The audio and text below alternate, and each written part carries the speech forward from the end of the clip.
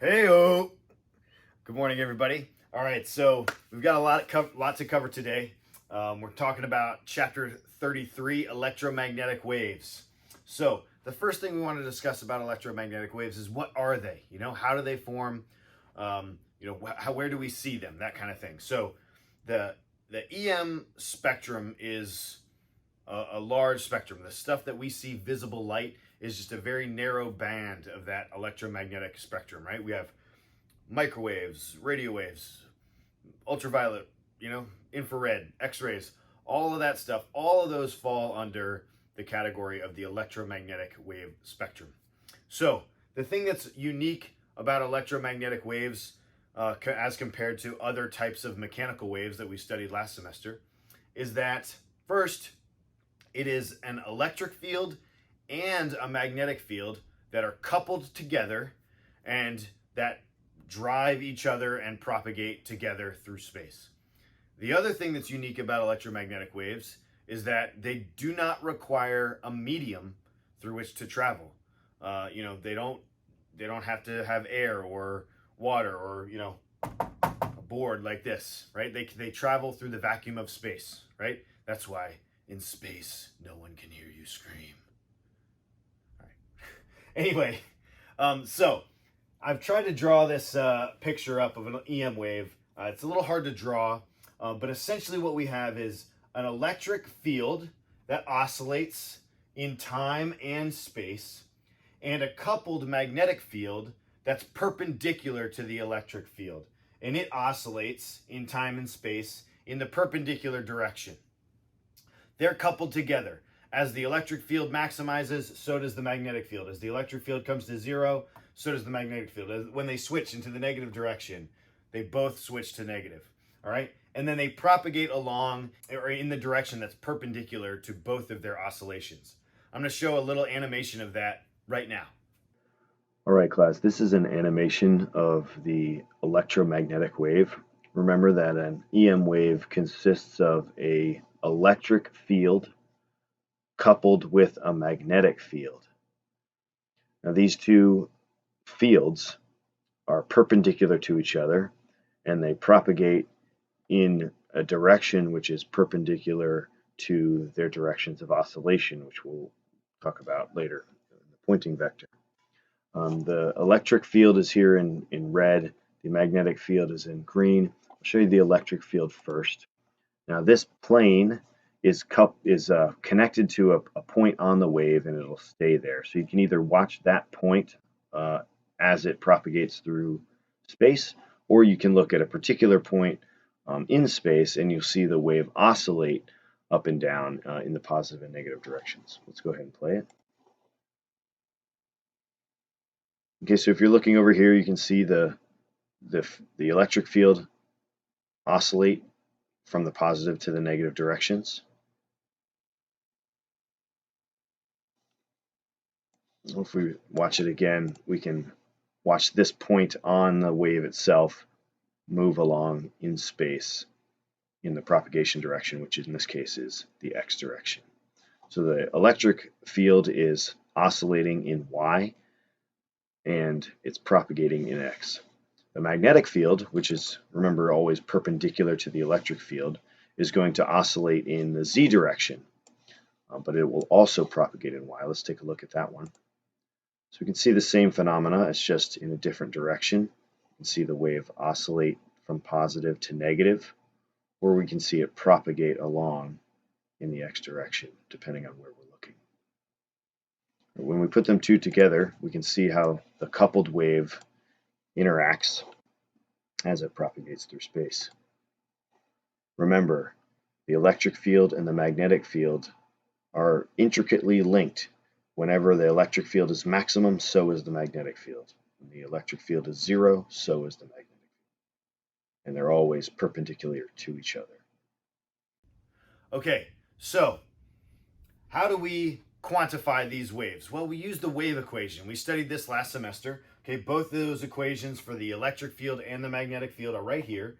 The simple wave equation is the electric field strength at any given point and time is equal to the amplitude, that's the maximum times the sine of kx minus omega t, where k is the angular wave number, x is position, omega is the angular frequency, and t is time. Now, both the electric field and the magnetic field follow this wave equation, and since they're coupled together, you can see that they are in phase.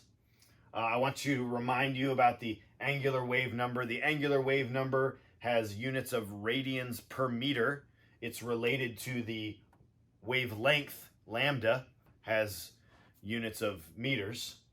Remember that measurement of the wavelength, lambda, is the distance of one oscillation, right? So this could be peak to peak, it could be trough to trough, could be 0 to 0, whatever that is. That's the distance that it takes the wave to oscillate once. All right, angular frequency is related to the time, right? It has units of radians per second and the relationship of 2 pi over the period, where period has units of seconds. Same, over that same distance of wavelength in that amount of time, we get the period. So remember, a wave is oscillating both in space and in time. So that same measurement of distance for the wavelength in that same, as that thing moves along, we would have our time period. Okay, we can also relate the angular frequency to linear frequency by 2 pi times the linear frequency, which has units of hertz.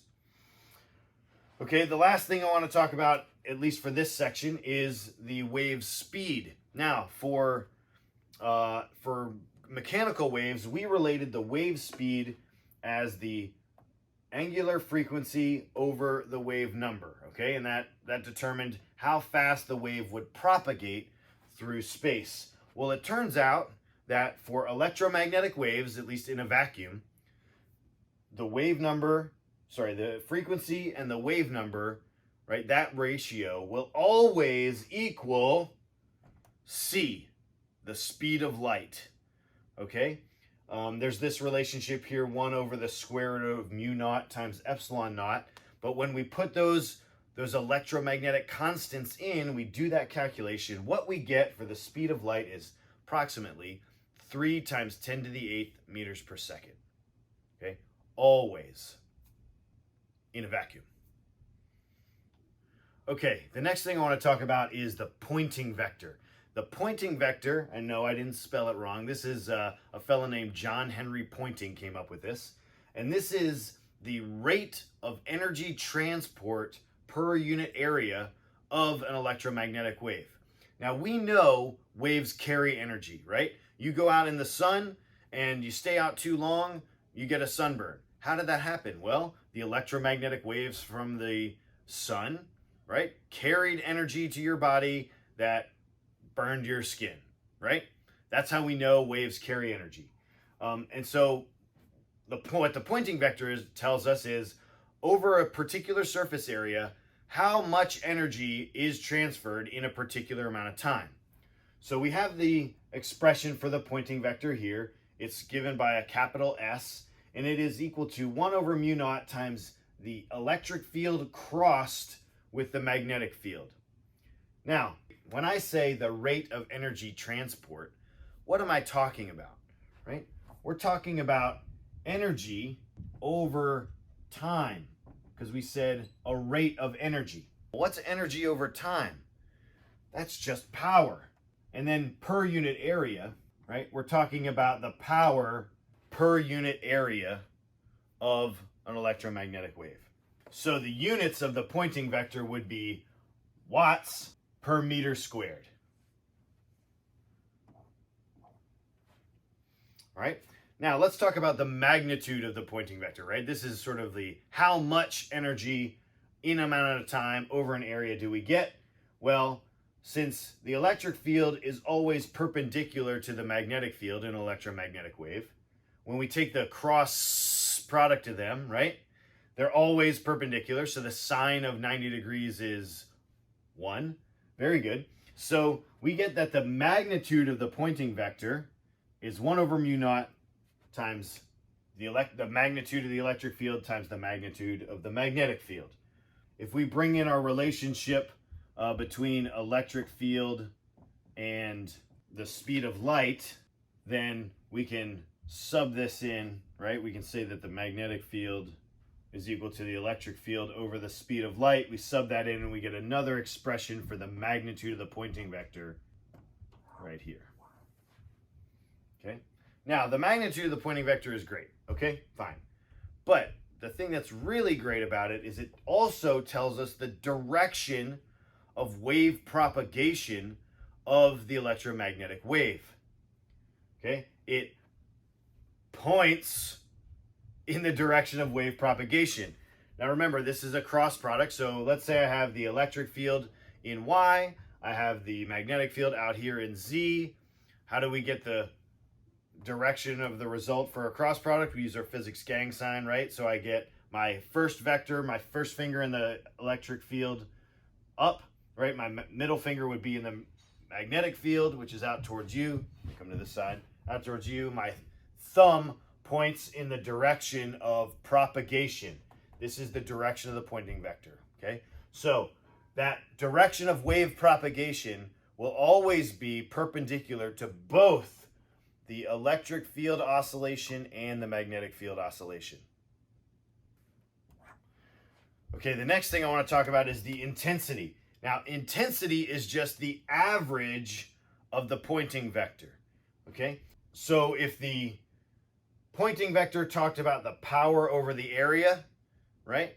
Well, then the intensity is just the average power over the area. We're going to take this expression, and I want to take the electric field, and this is where it gets kind of tricky, because if you take the average of, you know, a sine function, what's the average of a sine function? It's going to average out to 0, right? So the intensity becomes 1 over c mu naught times the electric field squared, and we're taking the root mean square of the electric field, okay? It's a mathematical function that allows us to take the average. The root mean square is just amplitude of our wave, or electric field wave, over the square root of 2. Okay, this is our expression for intensity. It's intense. Okay, the last thing I want to talk about is radiation pressure. Okay, when a surface intercepts an electromagnetic wave, right? Those, that energy carrying wave exerts a force on the surface, okay? And thus, depending on the area, also exerts a pressure. Now, it's not very much force, right, for an electromagnetic wave, but it is some, okay? And so let's take a look at that. Now, what we have to distinguish is if the energy of the electromagnetic wave is absorbed by the object or it's reflected by the object, okay? So those are sort of our two extremes of how much force and pressure will be exerted. So if the surface totally absorbs the electromagnetic wave, right, that radiation, the force on it will be equal to the intensity of the wave times the area over the speed of light.